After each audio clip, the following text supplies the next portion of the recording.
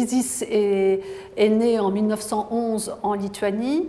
Il est mort en 1980 à Paris. C'est un photographe donc lituanien, bien entendu, qui a décidé d'émigrer à Paris, à la fois pour raisons économiques, parce que la Lituanie, dans les années 30, était en crise économique, comme beaucoup de pays, mais aussi parce que sa famille était particulièrement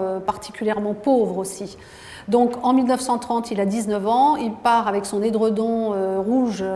sous le bras, comme ça se faisait en Lituanie, on ne se séparait jamais de son édredon, et il arrive en France sans parler un seul mot, ni de français bien sûr, même pas d'anglais, enfin il ne parlait que yiddish et hébreu. Donc il arrive dans une France en crise économique, où des lois décident que les étrangers n'ont pas le droit de travailler, donc en fait c'est un ouvrier photographe clandestin, mais qui est un très bon ouvrier photographe, c'est-à-dire qu'en Lituanie, à 14 ans, il a décidé de faire des études de photographie alors que son père voulait qu'il soit menuisier, et il est excellent photographe, déjà excellent artisan. Donc il ne tarde pas à trouver des patrons qui, la plupart du temps, l'exploitent, profitant évidemment des lois qui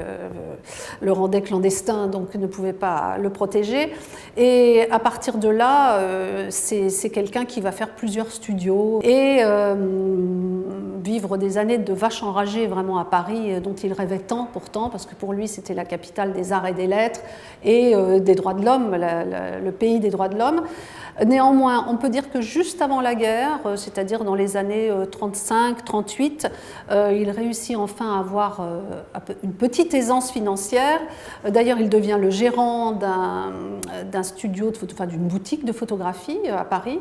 Il épouse la fille de ses employeurs, il devient gérant de cette boutique et d'une certaine manière lui-même dit qu'à la veille de la guerre, il est devenu petit bourgeois. Sauf qu'on est bientôt en 41, il est juif et en 41, il doit, avec sa famille, son fils qui vient de naître, enfin qui est né en 38, et sa femme, partir se réfugier à Ambazac, où il va rester toute la durée de l'occupation.